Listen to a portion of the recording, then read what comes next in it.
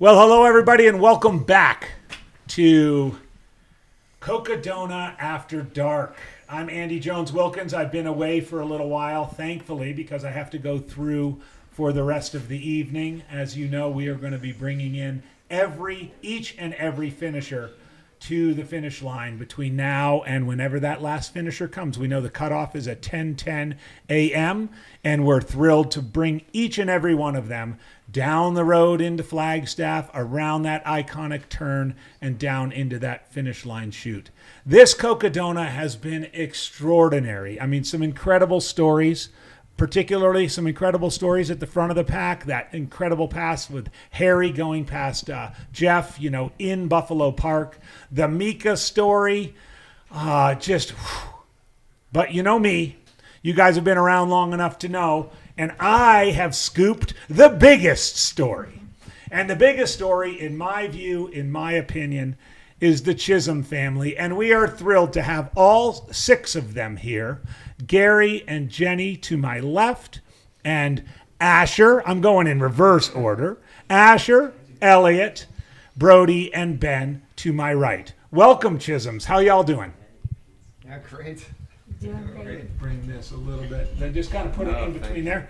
Doing great. Thank you so much for having us. Oh, it's great to have you here. As you know, 3 members of the Chisholm family finished the Cocodona 250. A few hours ago, first in was Brody. Congratulations, Brody. Thank you. Second in was Ben. Congratulations, Ben. Thank you. And third in was Jennie.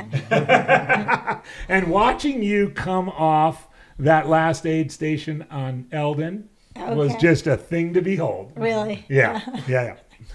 So I want to just make sure, because I was a teacher for a long time, and I know sometimes boys want to talk a lot. I'm also a father of 3 boys, as I told you guys before we started. We're going to use this little tube of squirrel's nut butter to be kind of our talking stick. So if someone wants to say something, we're just going to put it here next to the cookies. And if you want to say something, grab it. I'll see you, and then we'll pass the mic. Just so you know, we have 1 mic for Jennie and Gary, and we have 2 mics for the boys. But I want to start, and I'm going to start with Jennie. How did you get here? How did the Chisholm family get, not physically, but metaphorically, to the Cocodona 250 2024? Well, I'm sorry, my voice from the races. Everyone we've interviewed voice like that. Forgive me for that. The last few years, as a family, we've been doing a lot of hiking. And then as we get into the hiking community, we learned more about FKTs. And these are competitive boys. So as soon as they learned that there's such a thing as an FKT, they wanted to do whatever we were doing, faster, harder, stronger. And they met guys on the trail, often guys on the trail that had done FKTs or knew people that had done FKTs. And so it kind of introduced us through hiking to FKTs to then the ultra world. And ultimately last year, we were finishing up the Arizona Trail here in Arizona, and we had a little bit of time to kill before Gary was coming out, and he was going to be taking us down to the CDT, which is the next trail that we were going to hike, but we had a week to kill, and it just so happened to be Cocodona week. And so our buddy Punisher, who is a hiker, was coming here to cheer on Josh. And we just jumped on the bandwagon, and it was a blast all week. We got caught up in it all. We were all sleep deprived.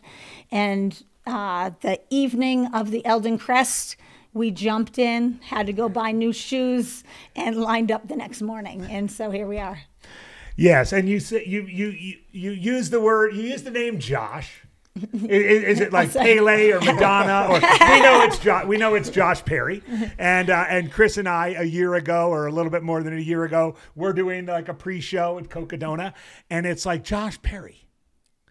I know that name from somewhere, and of course we go like everybody in the world of ultra running, and he has 0 ultra sign-up results.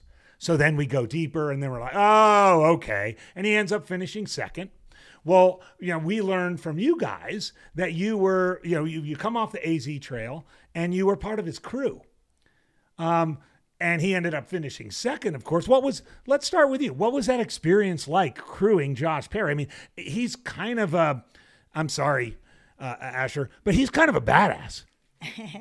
Yeah, I mean, he's an incredible hiker, and that whole experience was very eye-opening because we hadn't seen any ultra marathons, or we really knew nothing about it.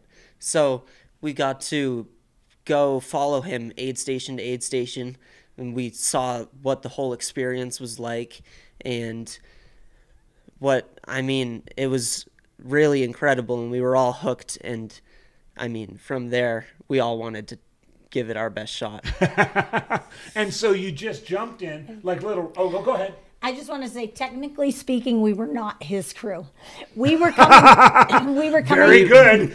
Make a note of that, Liam. We don't want to have fact checking. You were just hanging out. We were here just to cheer him on, to be honest with you. But we got caught up in it that we were like, we wanted to help his crew. And if I remember correctly, those of you that signed up for the Eldon Crest 38, which is just kind of finishing up right now, did it on like race morning?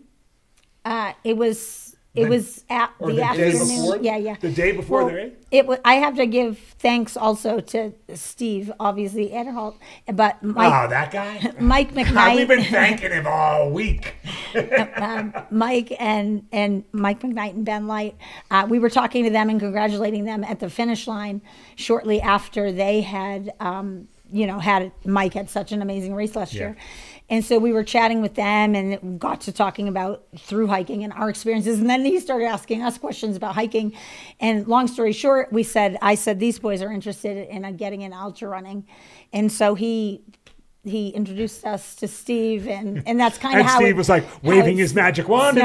Steve was kind of like, how old are these boys? Are you signing waivers? And I was like, we're in. Well, and Brody, technically, like in this year's race, and you finished 12th. Listeners, let's let that sink in. Brody Chisholm, New Hampshire, finished 12th overall, 11th man. Rachel kicked your butt. I think they had to bend the rules a little bit to let you in, or did you have to prove something or take some sort of test? Or They bent the rules a little bit, yeah. I was supposed to be 18, and I'm 17. But after last year's Eldon Crest, after I finished, I was talking to Steve, and I was just so excited and happy and was completely hooked. And he could tell, and he was like, if you want to come back next year, we can make it happen. And so at that point, as soon as he said that, I knew I was coming back.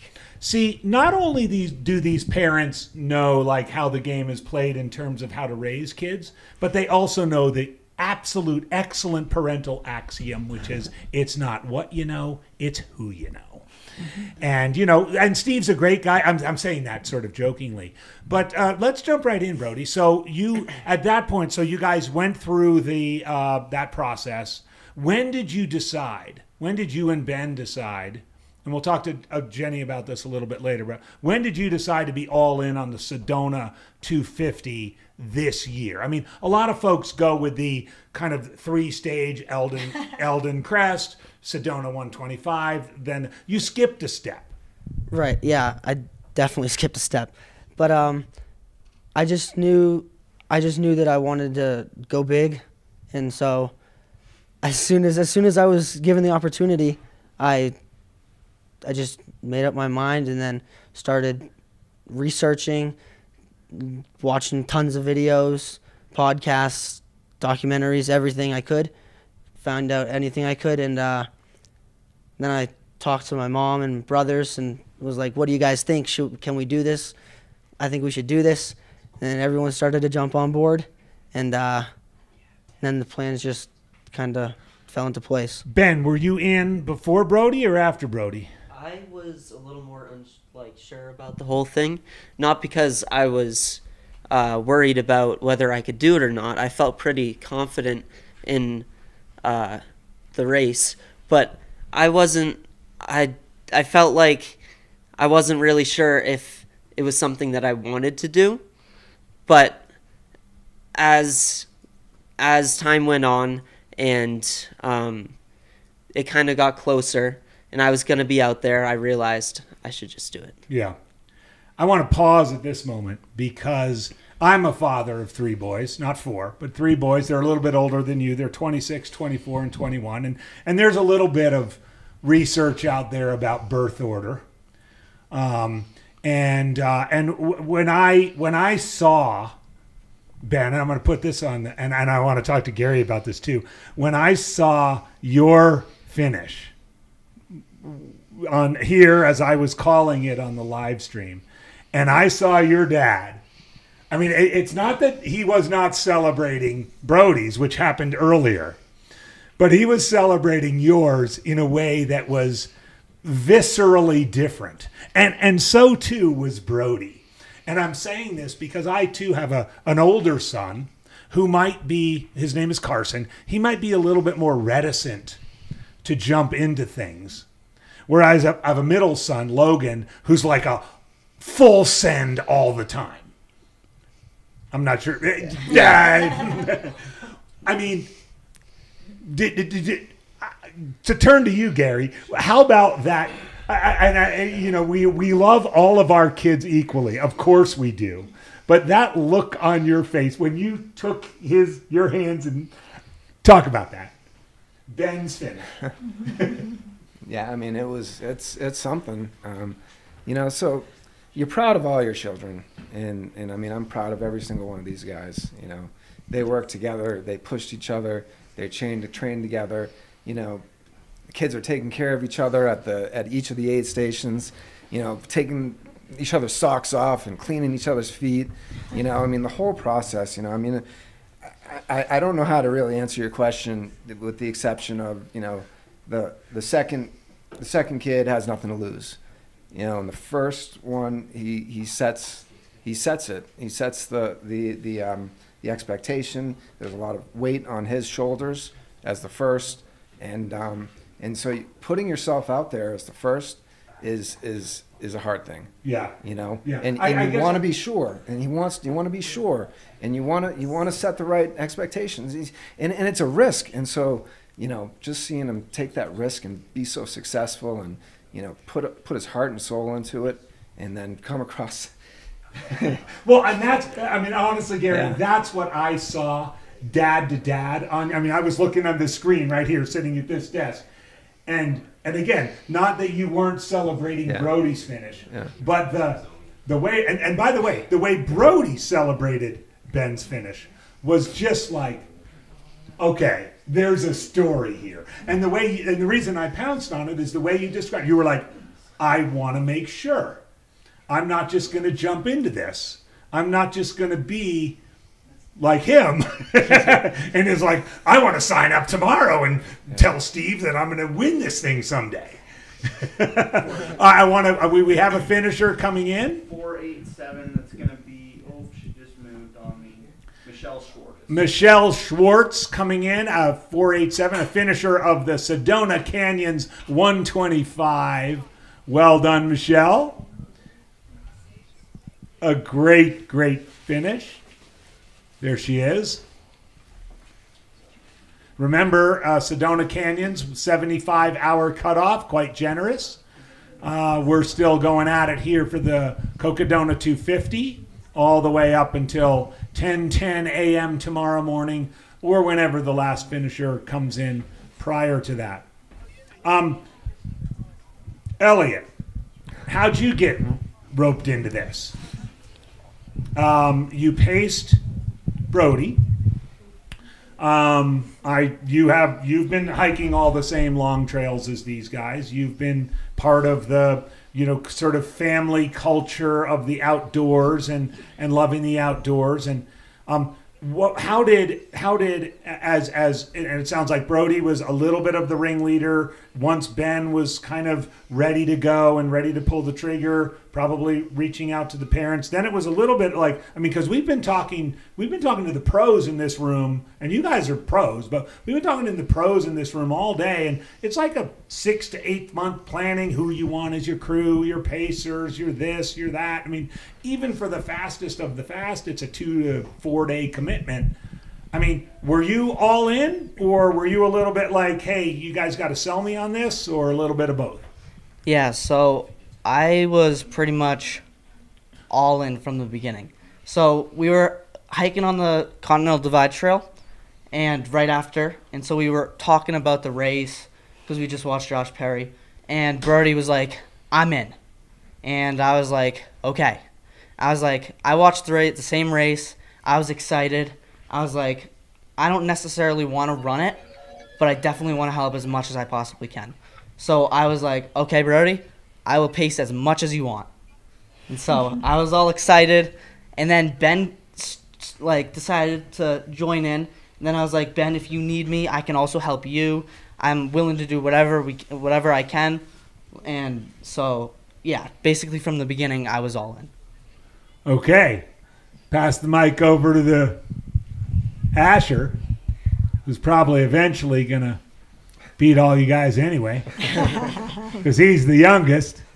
He's been scrapping for food since he was about 6 months old. Asher, were you all in from the beginning? Yeah. So from the beginning, I knew I wanted to be a part of the crew, but I wasn't exactly sure on pacing. But as time went on, I knew that I wanted to pace, and so when we were putting together the pacing, I made sure that they knew that I wanted to help pace. All right. So let's talk about that. Asher, how many miles did you pace Ben? I paced all three of them a section each. What? So, You paced your mom and Brody and Ben? Yeah. So for Brody was my first pacing section. So that was only the 5 mile section. And then I jumped over to my mom and did the 14 and a half into Sedona. And then It was a little warm there yeah, it was for you guys, freckle-faced New Hampshireites. Yeah, it was a little warm. So then you fell into Sedona, and then when did you pick Ben up then? I picked Ben up at Munns Park and took him all the way in? to Fort Tuthill. Okay. So that 19. But wait, miles. I saw you up at the Eldon. Who were you with there? I didn't. You didn't do Eldon? I didn't do Eldon. You did Eldon. I did Elton, yeah. So you called it a day at Munns Park? Yep. So how many miles did you do? So it was a total of 40 miles.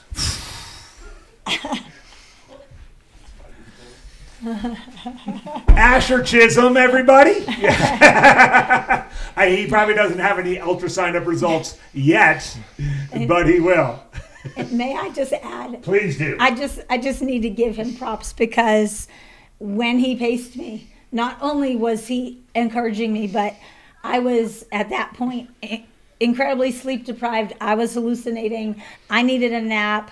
I had all kinds of stuff going on, and he totally took care of me, and he totally told me what to do and helped me out. So he was amazing. Attaboy.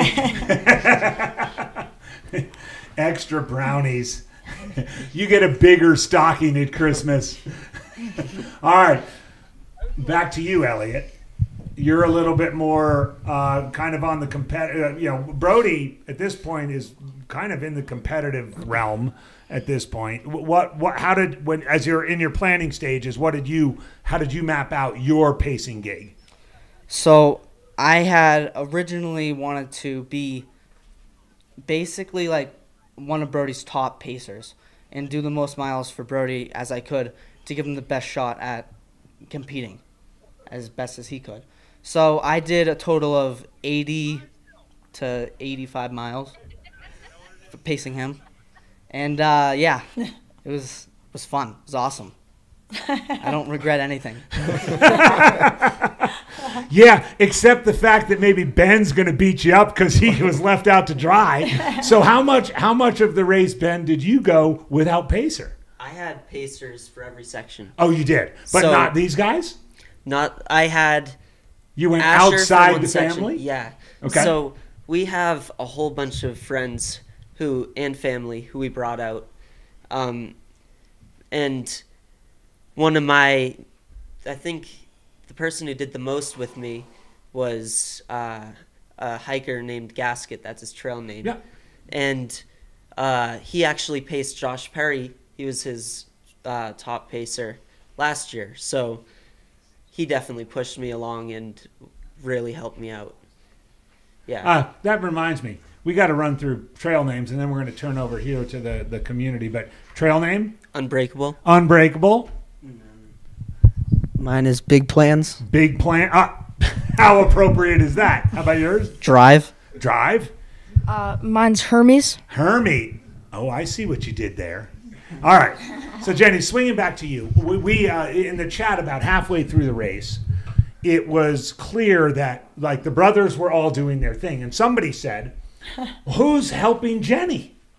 And one of your friends, I think, up in the through hiking community was like, they've got people in their through hiking community. So when you said, your connections and your people, how did you sort of piece together your plan? And frankly, when did you decide to do this race? Was it before all these guys? Not at all. Okay. Not at all. Big Plans was really like running this from the get-go. The second we stepped on the CDT, we were talking about the Cocodona 250 like every day. And Unbreakable was really excited and was researching running vests. When we did the 38 last year, none of us had ever even worn a running vest. Well, you weren't backpacks. We borrowed running vests from Josh Perry's crew.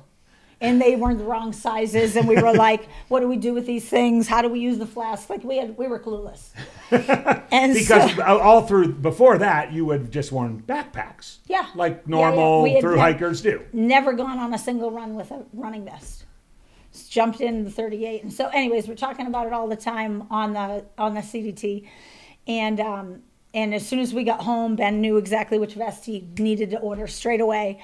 And for Cocodona, and so we did that, and then as the plans came together, initially when Big Plan said he was in, and Drive said I'm going to be his main pacer, I said, all right, I'll be your crew leader, but then when Ben, wait, so you were going to be Big Plans and Drive crew, yeah, but then Ben, who was head as the oldest, was being a little bit more smarter. When he decided, okay, wait a second, I'm in too, I was like, okay, well, we'll talk to Dad.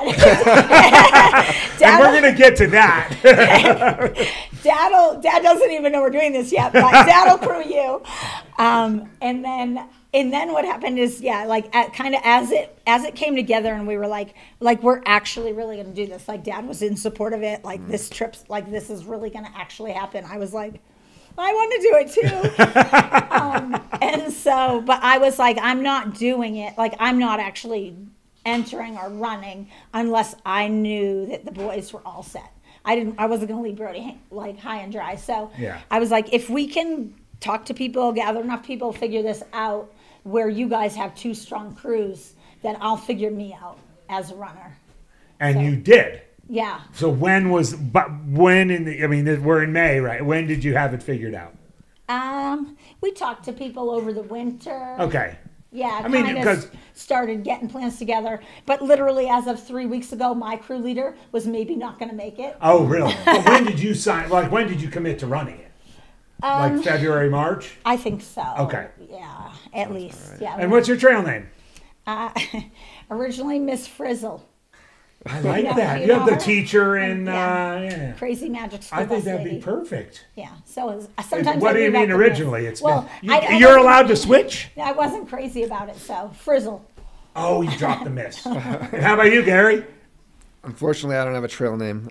I'm a supporter. Gary hasn't been on any of the hikes. No, I just all right. supporting. So let's go. Let's go right here. So all this is going on. Big Plans is doing his thing. Drive is doing his thing there. Oh wait, we have a finisher. Pause for a second. Brandon Bowie bib number 196 in the 250. 112 hours into the event, making the turn down Cocodona, what we affectionately call Cocodona Alley, by the prison transfer station. We try not to talk about that too much, but it's a thing. And down into the still cam. And do we have Steve out there or Jubilee? And here he is. He's been, he did almost a part pirouette over the timing mat. That was beautiful. Guys, we see a lot of these, so we try to embellish them as best we can. All right, so Gary, all this stuff is going on. All this, talking about it on the CDT, big plans going down the road this way, this guy just being like, hey, let's pump the brakes, Where do you fit into all this? No, I mean, so it's obviously important to support one another, and clearly this any through hike, any of the three are such a huge commitment, and so there was a lot of discussion about what is it that we want to occur here. What are we after? Is it just to go hike from Mexico to Canada, or to make that happen, or was it something more than that? We determined that this is something more than that. There's opportunity here for these kids to really understand what it takes day in and day out, on the AT to get rained on, and to overcome, adapt and overcome, and really develop that mental toughness that's necessary to really understand how to work together with one another, in order to, put other people before yourself.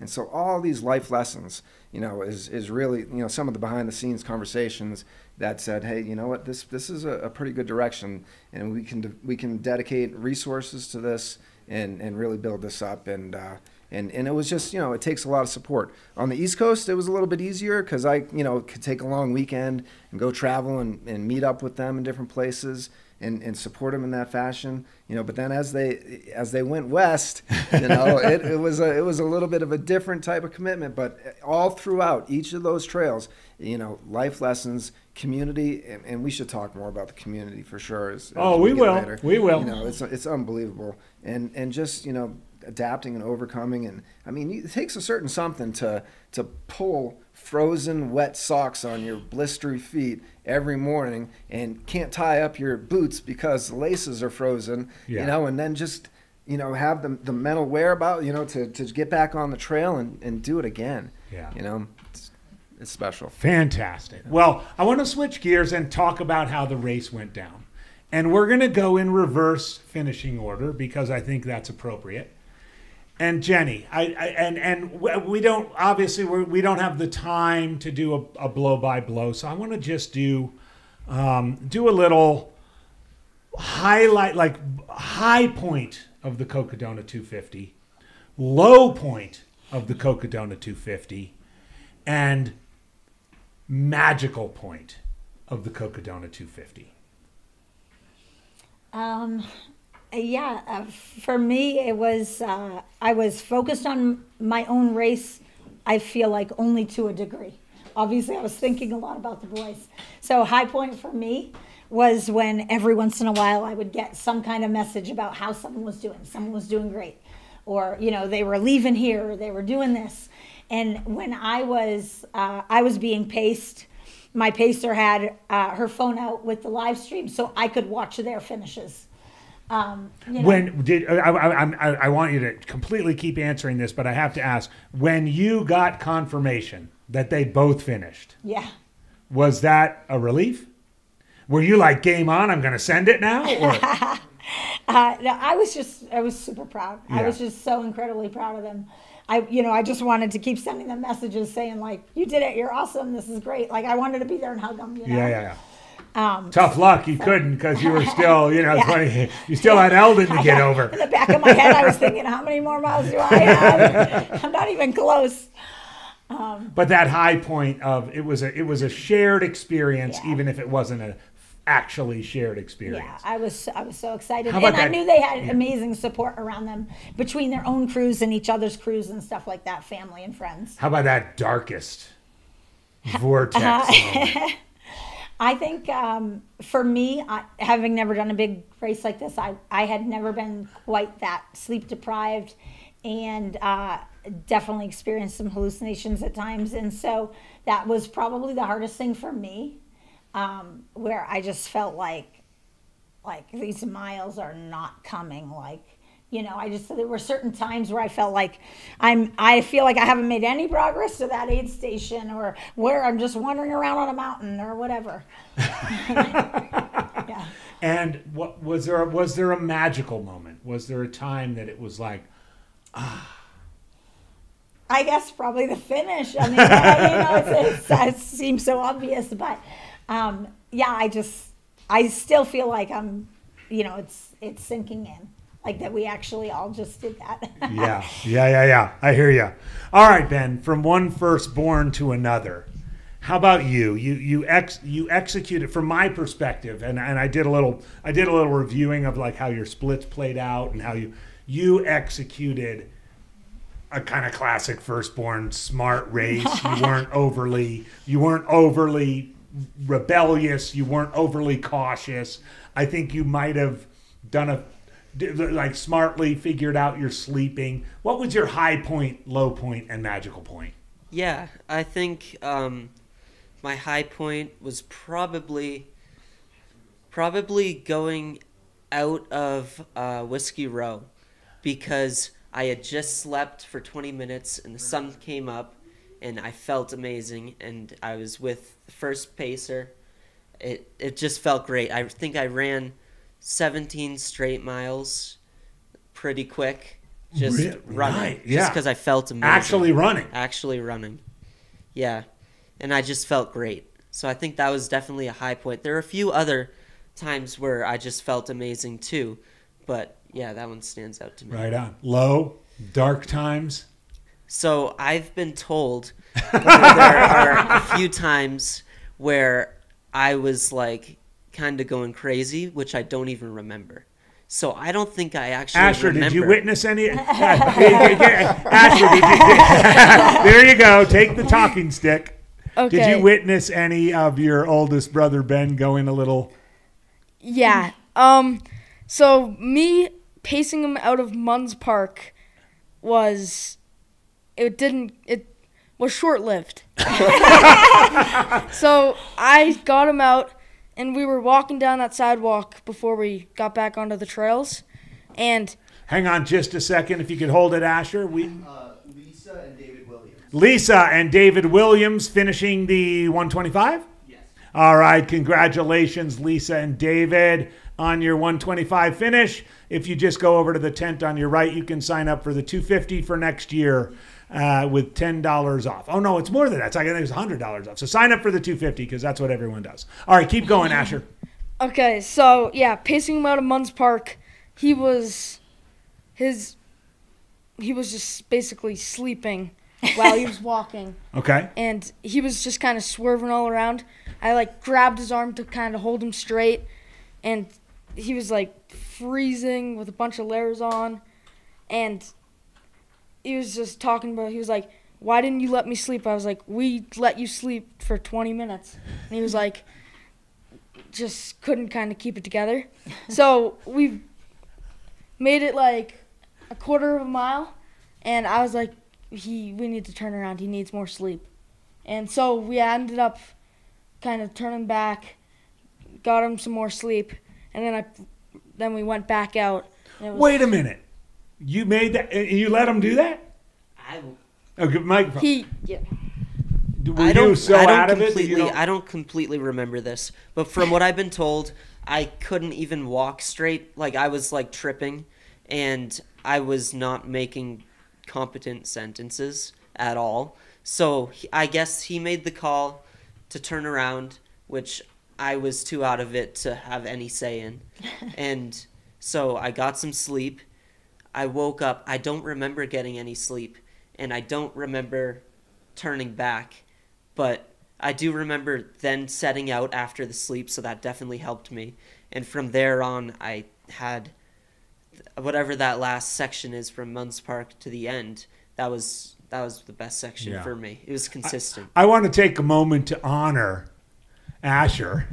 I mean, these days you hear a lot about kids these days, and just you showed wisdom and experience beyond you're in the moment. In the moment, you were like, "This is not the way it should be." Yeah. Right, and it was just the two. I mean, I know it's just outside. It's not like you're in the middle of the Bradshaws in the first 37 or something. But you had to, for your older brother kind of be like, this isn't right. Did you think about that at all, or was it just like instinct? We're doing this. We're going back. Yeah. So I was thinking, I was like, I don't want to have him turn back because sleeping is gonna take more time off his time. But when he started stumbling, I was like, as soon as he gets onto a trail, he's just gonna be tripping everywhere and falling, and it wouldn't have ended well. So. Excellent. And the fact that you don't entirely recall how it went down, you don't regret. It's not like you're blaming your little brother for cutting into 4 hours of your time or anything like that. No, it was good. I definitely needed that because it was 19 or 20 miles. If I was moving at the pace that I was moving, it would have taken me way longer than I took 2 hours of sleep there. Okay. So that section would have taken longer had I not gotten to sleep. Got it. So it worked out. Elliot, we're going to get to your magical moment in a second, but I saw you grab the mic. Do you have a comment?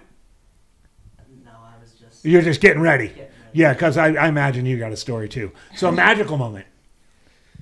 I think getting to probably Walnut Canyon, it sunk in that I was close. It's the last real crude aid station. I was feeling really good, and I was super high spirits. I only took maybe 15 minutes there, and I ran all the way to the base of Eldon. Went up Eldon super quick. That section, I just felt amazing. I was ready to be finished. I was excited. Yeah. What'd you think of that aid station at the top of Eldon with the barbecue and all that, or did you just get out of there? I sat down for maybe 10 minutes, got some food, and then started back down. It was a great aid station. Yeah. We'll switch over to Brody because we had real good camera on you at Eldon. I know I will get to the questions in a second, but you sat yourself down in that red chair, and Pete came over to you with some nice sandwich, and it looked like you were settling in for a nice meal there. Yeah, I was actually wishing that aid station was in a different location because I would have sat there for ever. But I was like, man, only 8.5 miles to go, and people were climbing Eldon behind me. Right. I was like, I don't really want to get past in the last 8 miles, so Elliot, let's go.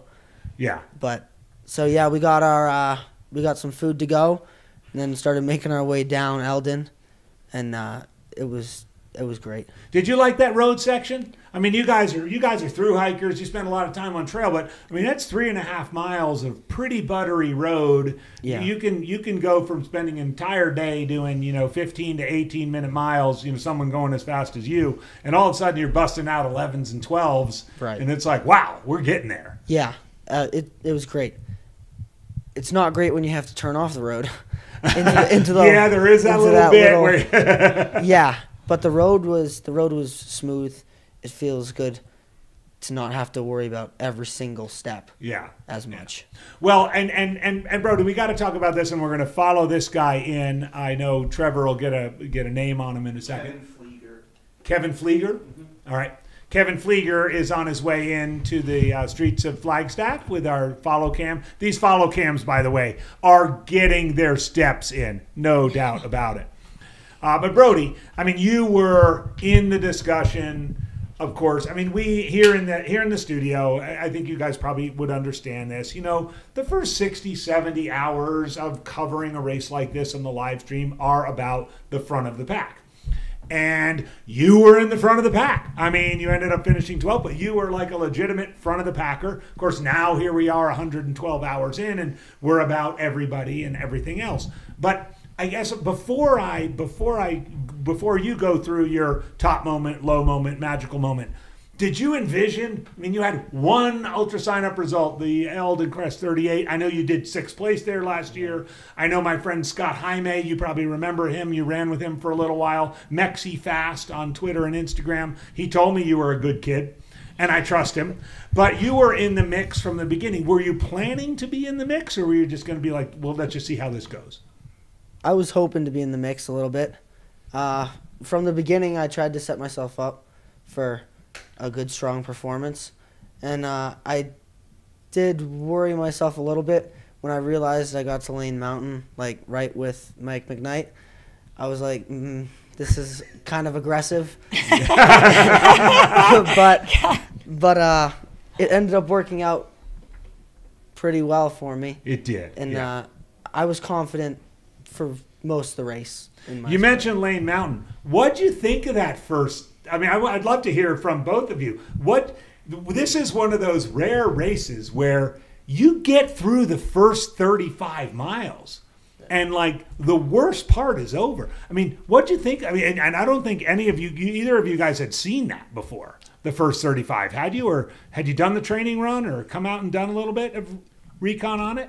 Ben? Yeah, so we came out and did basically the entire Cocodona as sort of hikers. as like almost as like a section hike or something. Basically everything but like the private property or Right. whatever.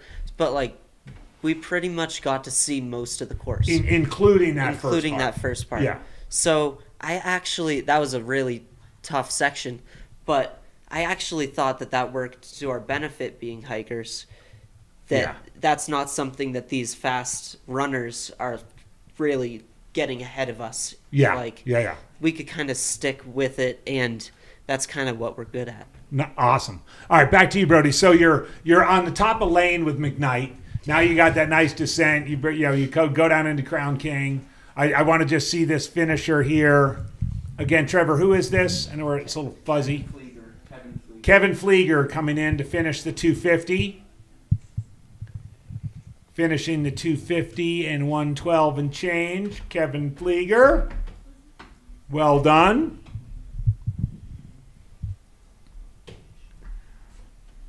Yes, indeed. So Brody, you're there. You get through Crown King. You run pretty solid, obviously, to Whiskey Row, and then it's just kind of game on. You're sort of in and out of the top 10. Did you have kind of a this is awesome moment, or this is terrible, the wheels are falling off, I might have gone a little too hot? Well, I'll start with the wheels are falling off. Mile 78, went down for a nap. Was planning for 10 minutes, just make it quick.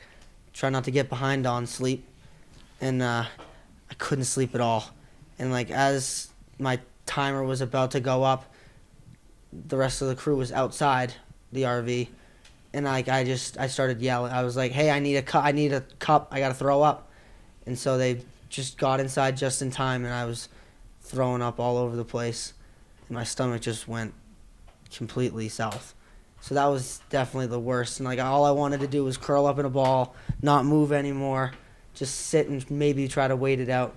But we realized that would not have been smart. Just got to keep moving. Yeah, and you couldn't say I want my mommy. Right.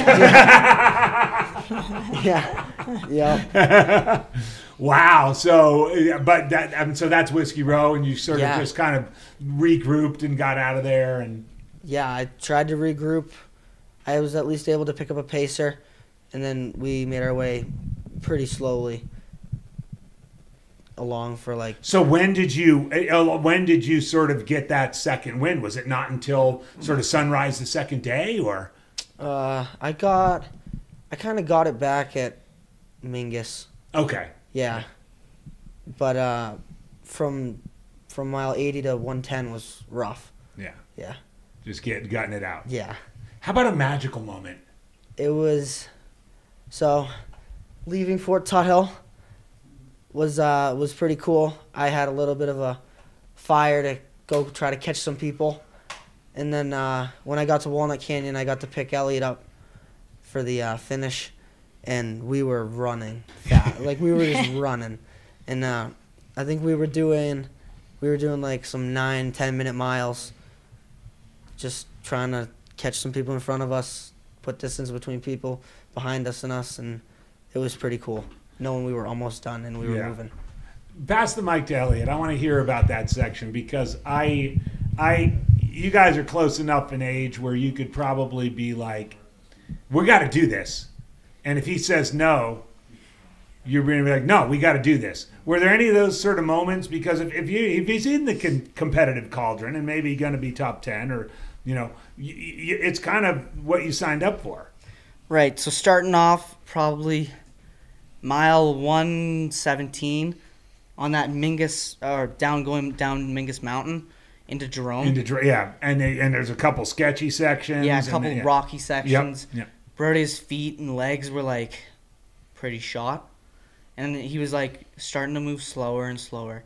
And then I was like, Brody, we just got to get to that road that goes right down to Jerome. We got to get to that dirt road, and then we're gonna start moving, and we're almost halfway there. And so we gutted that out, got down to that road, and started running. And so like that kind of like got his legs back. He started getting a little more excited, and then a little bit moving forward, probably going out of Walnut Canyon. Mm-hmm. We were trying to put distance on people behind us. We were just trying to get to the finish, and I was like, "We got to do this, Brody. We gotta run. We gotta go." And so we were just at like 7 miles. We just decided to go and run. And then you got to the base of the trail side of Eldon, Yeah. right, the east side of Eldon, and did you guys make pretty good work of that? Do you remember, like, did you knew you probably, because it's nice and flat going in there, but then it's like boink. Yeah. Yeah. I got to ask you this, and this is actually a pacer question I want to ask you too, Asher, because you guys do stuff all together all the time. But, the more you get into ultras, and you probably realize this over the 250 miles, the pacer-runner relationship is an interesting one. I want to speak specifically to that Eldon climb on the trail side, so the one you're just talking about. Are you in front or are you behind? I am in front. Yeah, I am. Asher. You didn't do the Eldon climb. Yeah, I didn't do Eldon, but But how about on some of the, like, if there's a more techie or it's more up, would you be more, or it's not a double track, so you either have to be in front or behind? Yeah, I would go in front, just trying to set the pace and have him go that pace. Did you guys talk about that before, or did it just kind of happen naturally? Well, with Ben going out of Munns Park when we hit the single track for a little bit, I was like, kind of wanted to be in front, but I kind of asked him, "Do you want me in front or behind?" And what did he say? He said in front. Similarly? Yeah, so I was in front of Brody the whole entire time. I was just trying to set that pace and keep him along with me. Was that pre-planned, or did it just work out that way? It was not pre-planned before the race. However, there were a few times where Elliot was like, "You want me to go behind you?" And I told him, "No, just keep the pace. I'll keep up." And then it's easier for me to chase someone than to be chased. Yeah. I want to ask this to you guys again, the Pacers. Because now it sounds. By the way, I'm a huge proponent of the pacer in front type of thing. Did you get a sense, or would you get a sense of the rubber band stretching kind of thing? Like, so let's say it's a single track section, and you're going out, and you just almost feel like, oh, maybe he's getting a little bit further. You're not looking over your shoulder, but it's like, oh, maybe I should. Or was it just? Are you guys so in sync where you would just know? Yeah, so the section that I think was the hardest pacing section for me and Brody, the most work that needed to be done, was from Sedona to Schnebly Hill. Up that crazy climb. Kasner climb. It was insane. Yeah. And how'd you like that one, Jenny? I was glad that I had already scouted that one out, or else I probably would still be there. Thanks to people like me, we hype up the first 37 and sort of ignore that one. It's hard, isn't it? Yeah. So were you guys a little bit out of sync there?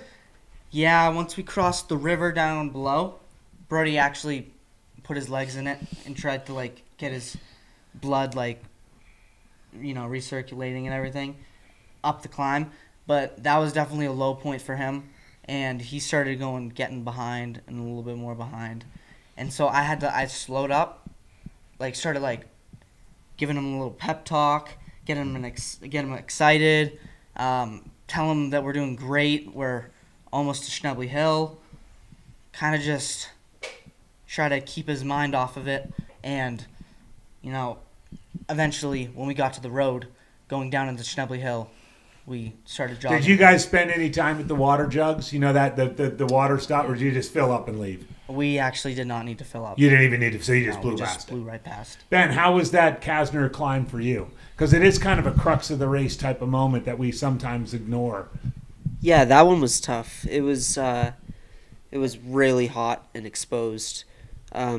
Yeah, my feet were also killing me with all the rocks, and that section, it basically just felt like needles just in my feet.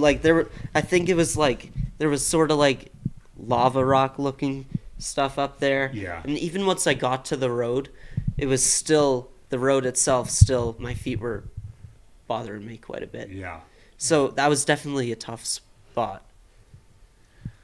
All right. I want to be conscious of your time. We've been going for a little while, but there are a few questions that came up, and the people want to hear from y'all. And so we're going to start with you, Brody, because you were rocking a sweet pair of shorts. Even when you switched into tights, you kept the shorts on. And I don't know who out there is eyeing those shorts, but talk a little about those. Yeah, those are the shorts that I do all my through hiking in. And What? Well, they're I know you're. I mean, maybe you're sponsored, maybe you're not. But look, what are they? they're just boa running shorts. And then And what's the found design on them? flamingos. So I don't know. I just saw them online and I was like, hey, these are cool. These would be fun to hike in. I mean, if people like to talk about them, conversation starter. So I wear them and run in them, and I love them. Right on. So boa flamingo shorts. There you hear it, folks, on the chat. Ben, the hoodies were all the rage. You guys all, I mean, obviously spend a ton of time outdoors, concerned about the sun. You live in the North Country.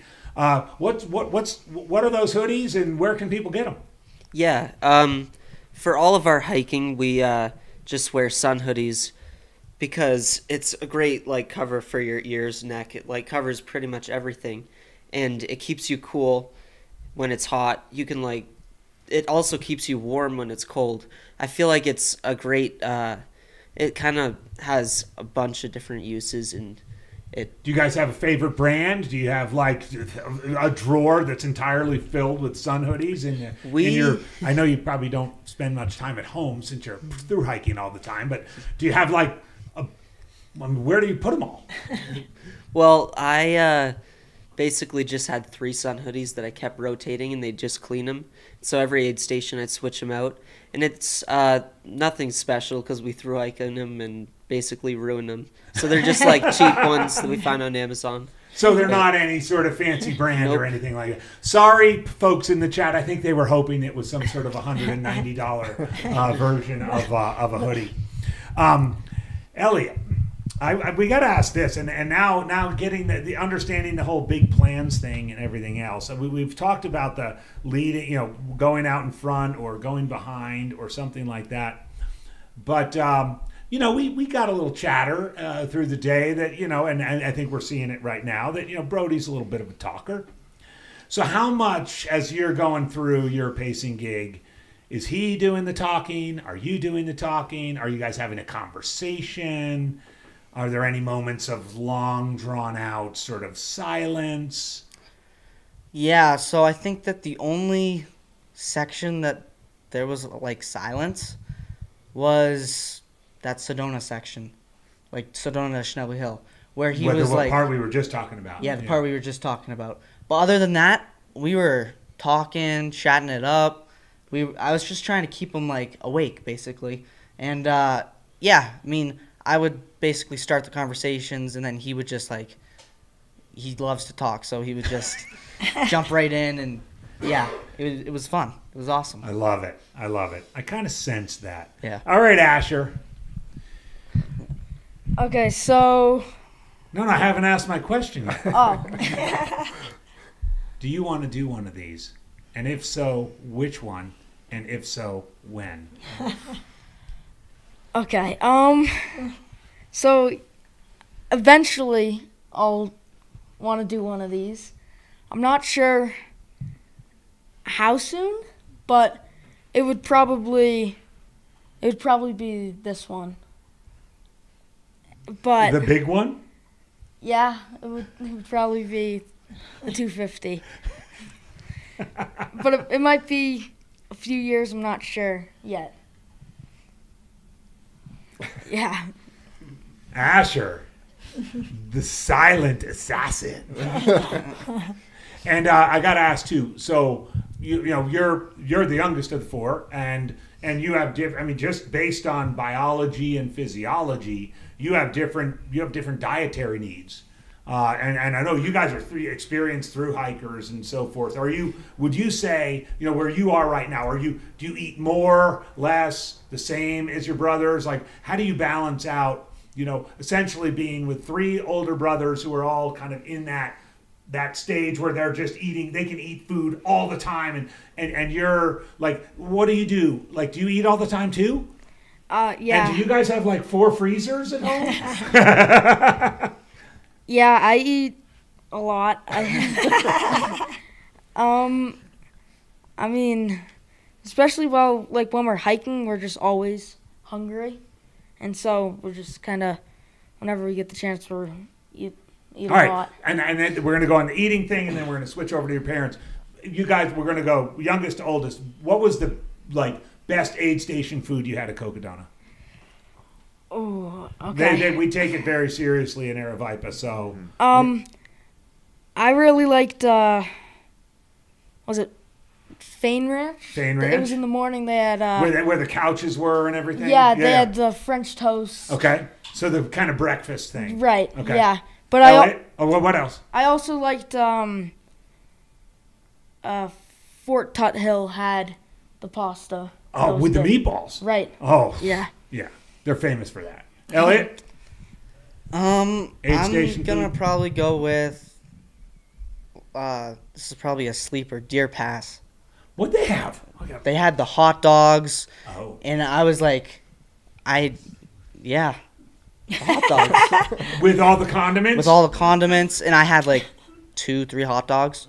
Nice. Yeah. Nice. I have it on good authority that the company loses more money on pacers eating than runners eating. Because they're all busy puking in their RVs. What do you got, Brody? I gotta go with Fort Tuttle, and The pasta and meatballs? yeah, and it was. everything?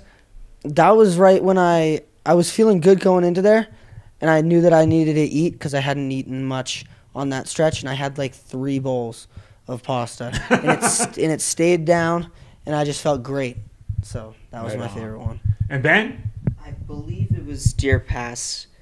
I'm trying to think if that's the correct aid station, but they had pancakes, and I had, I think, 6 or 7 pancakes. It was the first time I could actually get food, like full food down, and earlier I was having a really hard time, like keeping stuff down and getting like calories. So getting in there and actually being able to eat, it was really good. Beautiful. Oh, Oh, another. honorable mention? Yep. Jerome.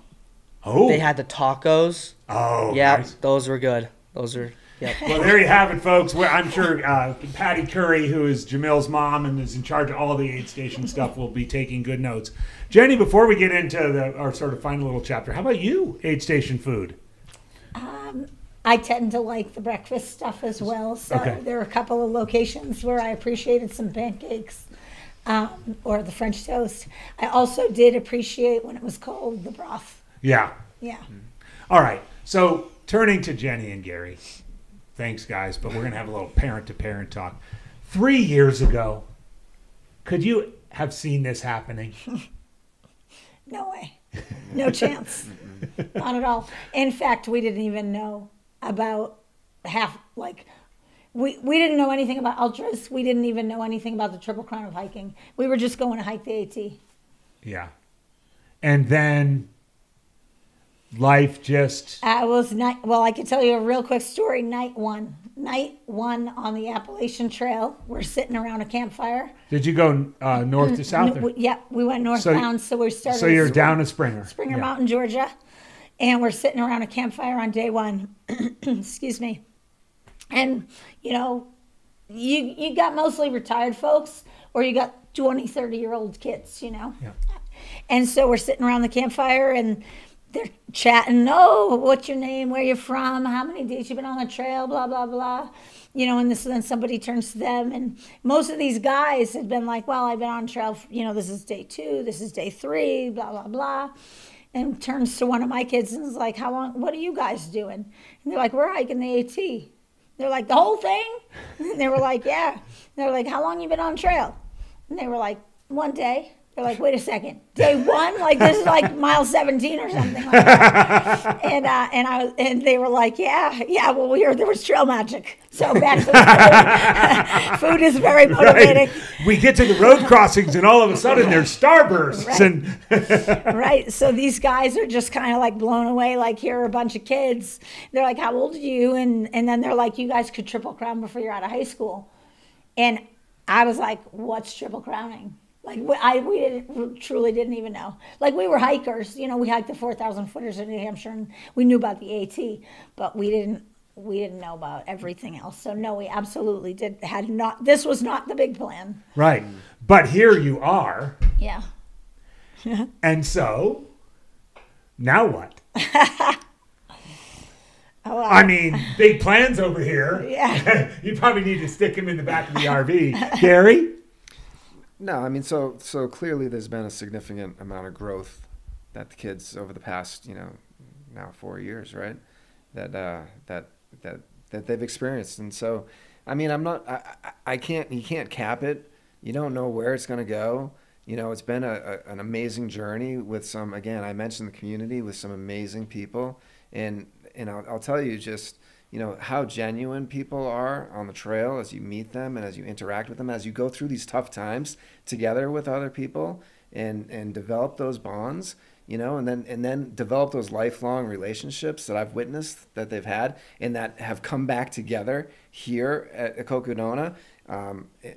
We have an amazing team that has covered down on these 3, crews, and just to see how things have developed, who knows where this will go next and what they'll choose next. But I do know that the people that have helped us to get here, those are the same people that are going to continue to be there. And we're going to continue to be there for those folks as well as they continue their journey. And so it's really quite amazing. I love it. Yeah. I love it. And a moment on community, because, I've been a part of the Arizona ultra and trail running community for a long time. I lived here a while ago. I've moved back a little while ago. And, Aravaipa Running, while it's now a large, incredible organization, producing races like Cocodona, Javelina, Black Canyon, and a whole host of others, at their core value is community, is bringing people together